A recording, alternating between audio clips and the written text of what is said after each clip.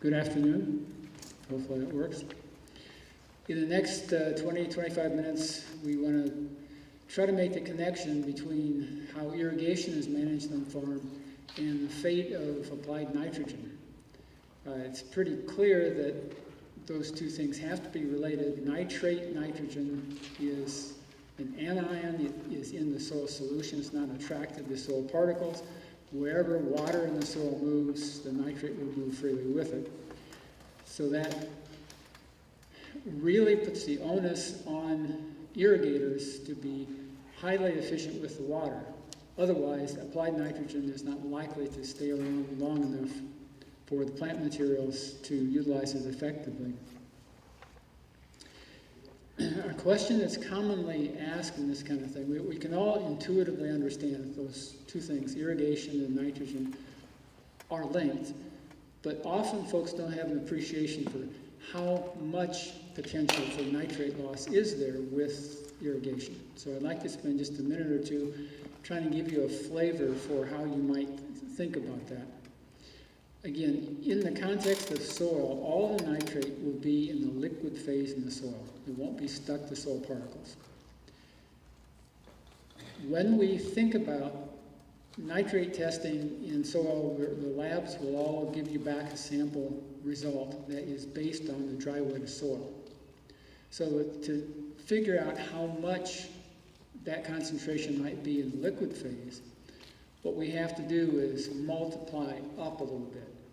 Because if you have a sandy soil, for example, the water that's held at field capacity in the sandy soil weighs only about 1/4 as much as the soil particles themselves. So you have to multiply up a soil nitrate concentration by about 4 to get a concentration in the water. Heavier soils, you multiply up by about 3. Then you'd have to figure out, well, in every inch of leaching I might have on an acre's worth of ground, how much nitrate could be in that? This slide here tries to illustrate by using an approximation, which is 0.8. You can multiply a soil nitrate test and get a ballpark estimate for how much nitrate might be moved in an inch of leaching that went through that soil. And so in our example here, I'm using 10 part per million nitrate as a really common number that would be available in soil on a dry weight basis. And you can see pretty clearly that if you have, over the course of the year, especially for the perennial crops that you're using a lot of water on, it'd be pretty easy to move a lot of nitrogen with excess water. The flip side of that is we also have to have an appreciation for the fact that your crops are not utilizing nitrate or nitrogen forms of any kind from your fertilizer immediately. Plants will be taking up consistently across long numbers of days in the season, but they won't be binge feeding. When you apply an application of nitrogen fertilizer, the plant doesn't just soak it up like a sponge. And we'll talk about those rates of uptake. And then if you think about how you're handling your fertilizers, the units that you put down at a single time, you can very readily see that your management has to be such that that fertilizer has a long residence time in the root zone, because the crop is going to take a long time to actually utilize it. This is a graph of how all annual crops take up the nitrogen. This happens to be from tomato. The horizontal axis is just the length of the growing season. For a tomato, it would be 120 days or something like that. So each of those gradations would be about 24 days. The vertical axis is the cumulative uptake of nitrogen. And the point I would be trying to drive home here is, in the first month or so after planting, you have very low uptake by the crop. You then hit a period of time where you have, over a number of weeks, very rapid uptake. And the bulk of the uptake for nitrogen for that whole season occurs in that kind of middle section. And as the crops begin to senesce, their uptake of more nitrogen slows again. So the only way this differs for all the annual crops is how long is that season. But the beginning and the end tend to be lower uptake times. It's that middle part of the season where most of the nitrogen is being taken up. The annuals have a similar situation in which you have no uptake until you have leaf out. And from leaf out until whatever crop it is, whether it's almonds, whether it's peaches, or whether it's pistachios, until that year's fruit or nut are filled, that stretch of time, which is usually 4, 5, maybe 5.5 months, is when virtually all the nitrogen is taken up by the crop for the whole year. After that harvestable unit is filled with the nitrogen it's going to have, additional uptake is very, very limited for most of the perennials. So these patterns occur again and again across all the crops. And when we convert those patterns to actual numbers, uptake of nitrogen per acre per day during that rapid growth phase time, what you find is the different crops are really quite different. The perennials as a group are lower uptake per day, somewhere in that range of 1.5 to 3 pounds of N per acre per day during that rapid phase. Most of our common annuals are in a kind of intermediate zone, 3 to 5 pounds a day per acre in that rapid uptake phase.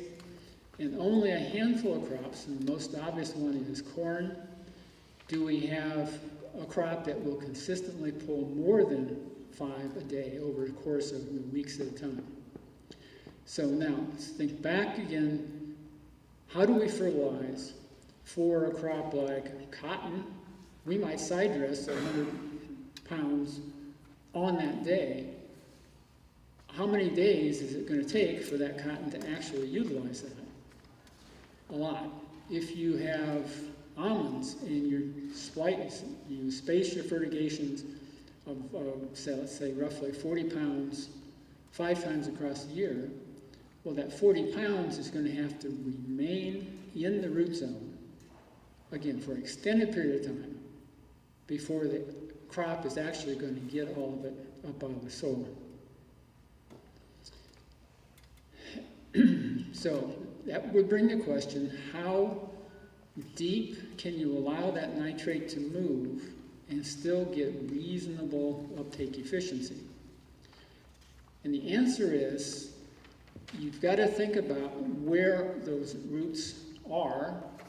For most of our crops, and we'll talk about all the rooting depth. Well, rooting depth of almonds is 4 feet, or rooting depth of many of our vegetable crops are 2 to 2.5 feet. Well, if that means that the deepest root is there, it doesn't mean that you can allow your nitrate to get that deep and still have a high probability of uptake. Because, in general, in the top half of the rooting zone, you've got roughly 3/4 of the rooting density. So as you go deeper, even though there may be a root somewhere in that depth, the efficiency of the crop recovery of the nitrogen diminishes. So our management should seek to keep that nitrate in the top half of the rooting depth of our crop, which for most of our things will be basically the top 18 inches to 2 feet.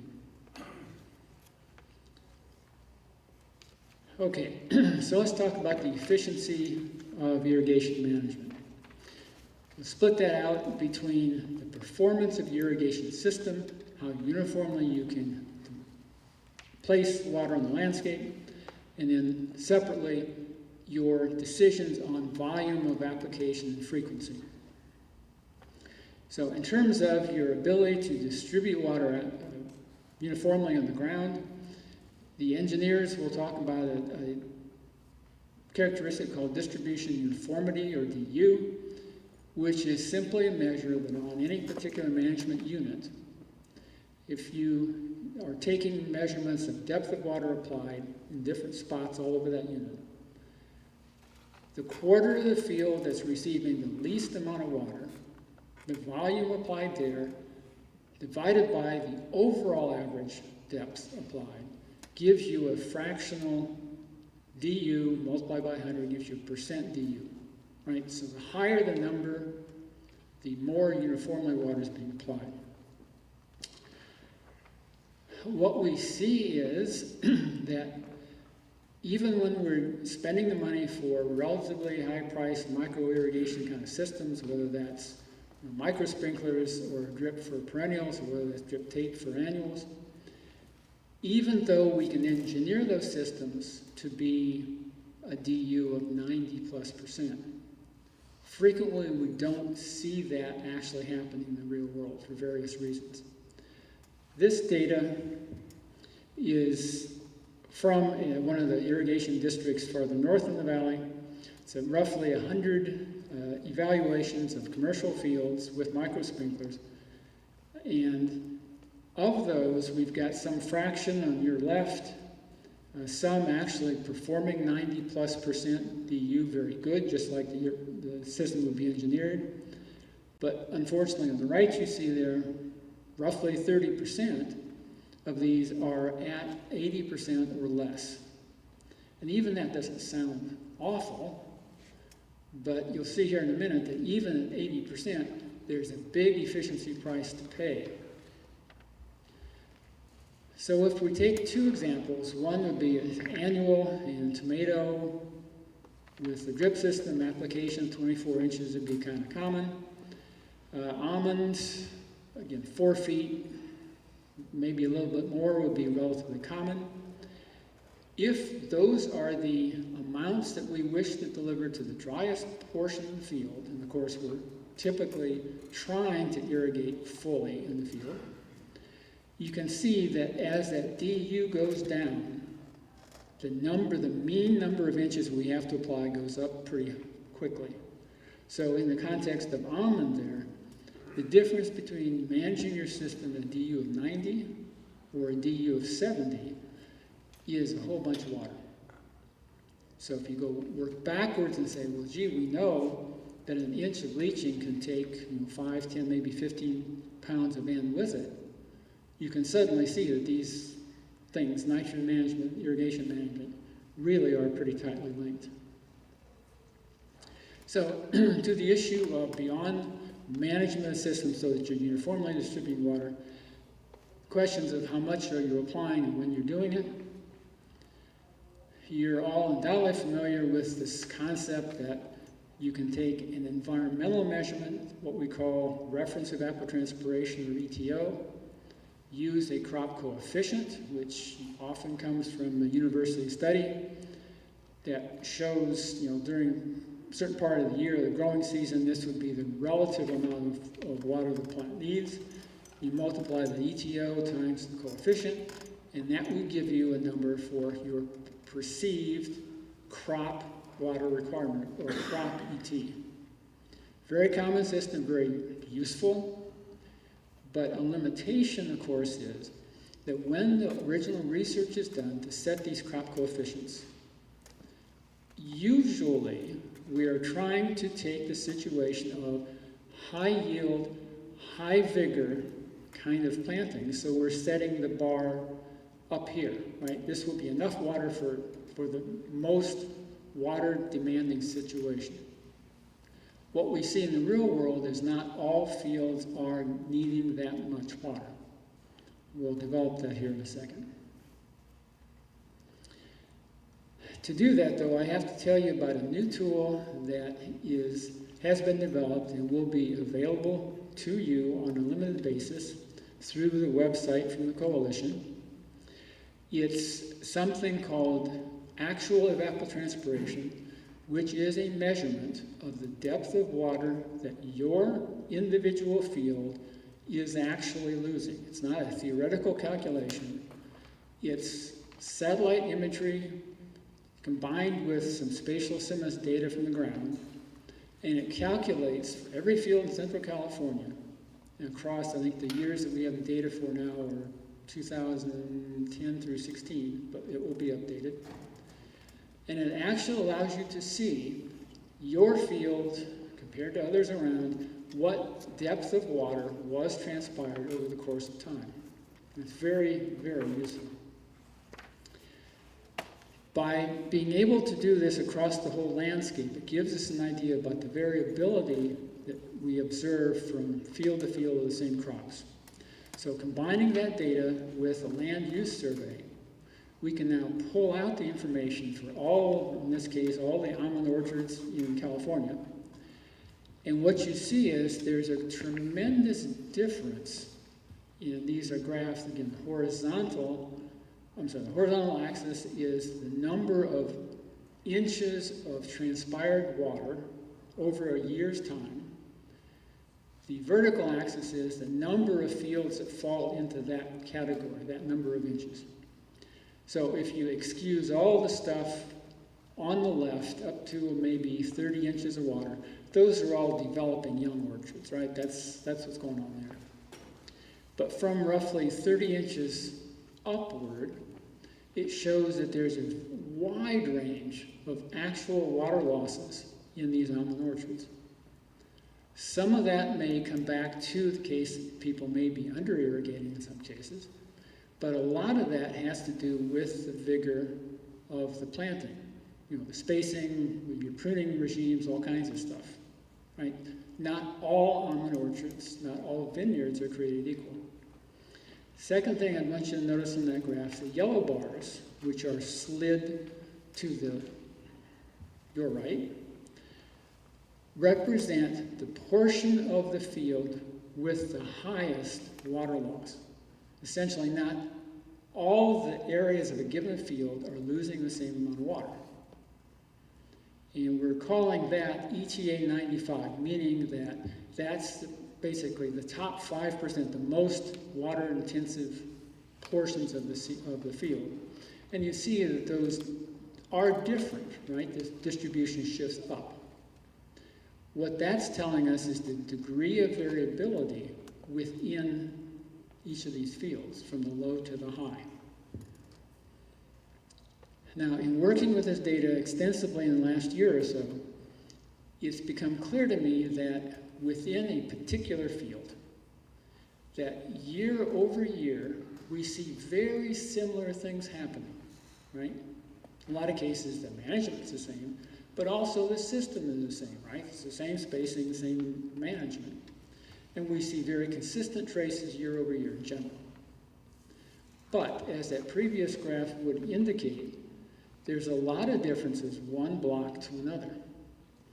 This is data that I pulled off the system for representative mature almonds and citrus in the King's Coalition area. From low to high, the annual ETA can differ quite substantially. I think for almond, that's differences about 12 inches, for citrus even more. Basically saying not all of these fields are created equal, not all of them would match these tabled crop coefficient numbers. By having access to this kind of information will help you understand what is actually going on in your field. Does my current irrigation practice appear to be effective? Am I perhaps systematically under-irrigating? Or am I irrigating more than my field is transpiring, which tells you exactly something else, right? So you have to cut back or manage differently. So the other thing you'll be able to get out of this information is, in any particular management block, do your plants transpire relatively uniformly? If they do, well, great. That means if you combine that with the high performance of your irrigation system, you should be really good. But if you have a high degree of variability of actual water loss in the plants from one portion to another, that tells you you better go look for the reason of that variability. And maybe there'll be a management change that will help smooth that out. Just a couple of examples. Aerial shot from a section just not very many miles away from here. Pulled two of these fields up as examples of high uniformity of ETA and low. The high uniformity, this is, we internally on the computer calculate the DU for actual ETA. High uniformity field, the mean of the ETA for the field annually is about 35 inches, and that ETA 95 is only a couple inches more, meaning that your ability to manage water effectively is actually pretty high. And if you've got your scheduling down, you know how much water you're using on an annual basis, you can do a pretty good job.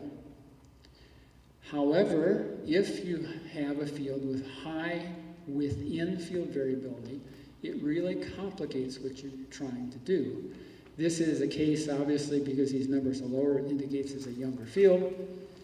But in this case, the ETA 95 is a lot more than the average, which says the only way to really make your water count in that block is figure out what that variability is driven by and trying to address it. An obvious case might be, is there a soils issue that's interacting with my management that's causing this variability? In this particular case, we have to know that's exactly what was going on. When you overlay that image of the variability of ETA on the left with the soil mapping, we find that that corner of the field, that top corner that's so much lower in ETA, is a much sandier soil.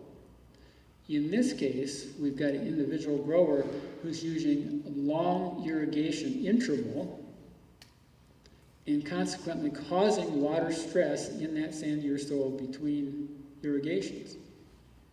So you could, in theory, either manage the irrigation separately in portions of that field, or effectively say, all right, I will shrink my intervals so that I'm able to more accurate or more efficiently meld over those soil characteristics.